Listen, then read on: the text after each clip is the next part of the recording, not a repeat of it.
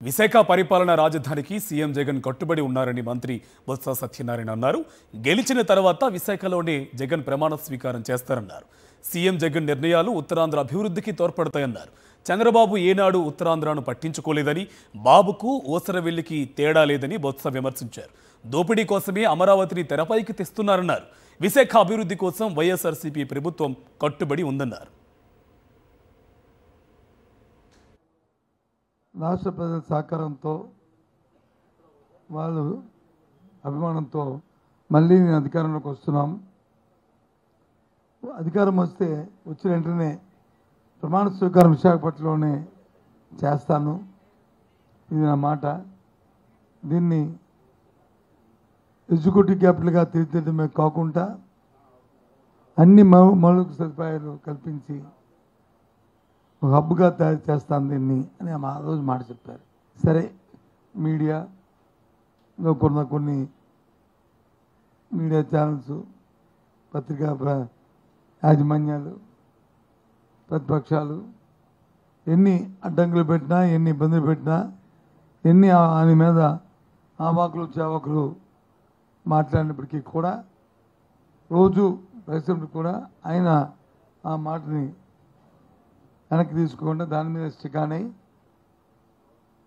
విశాఖపట్నంలో ప్రజలందరి సహకారంతో ఇక్కడే ప్రమాణ స్వీకారం చేయడానికి నిశ్చయించుకున్న నేపథ్యం. రాష్ట్ర విభజన జరిగిన తర్వాత గత 5 సంవత్సరాలుగా ఏ రకంగా ఆంధ్ర రాష్ట్రం తాలూకా అభివృద్ధిని కానీ, ముఖ్యంగా మన ఉత్తరాంధ్ర ప్రాంతం తాలూకా అభివృద్ధిని కానీ, విశాఖపట్నంకు ఉన్న ఔన్నత్యాన్ని కానీ ఏ విధంగా పట్టించుకోకుండా ఎక్కడికెక్కడే దాన్ని నాశనం చేస్తూ ఏదో ఒక వాళ్ళ అవినీతి కోసం, వాళ్ళు దోపిడీ కోసం అమరావతి అనేది ముందుకు తీసుకొచ్చి ఏ రకంగా చేశారో రాష్ట్ర ప్రజలందరికీ కూడా తెలుసు.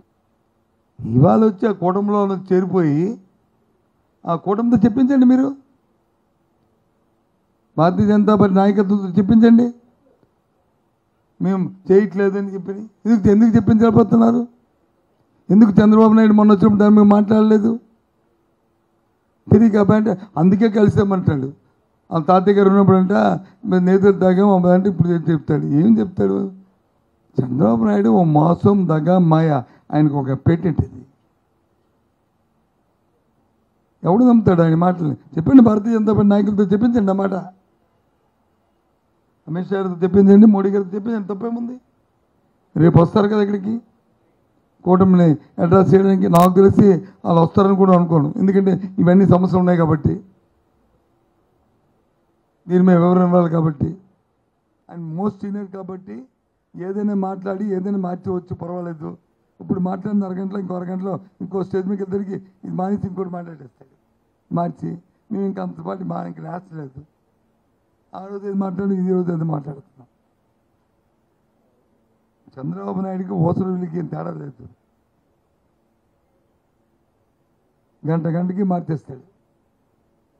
ఇవాళ మాట్లాడతాడు, రేపు మాట్లాడతాడు, ఎల్లుండో మాట్లాడతాడు అని అసలు అది నిజం. మనం ఆశ్చర్యపోతాం.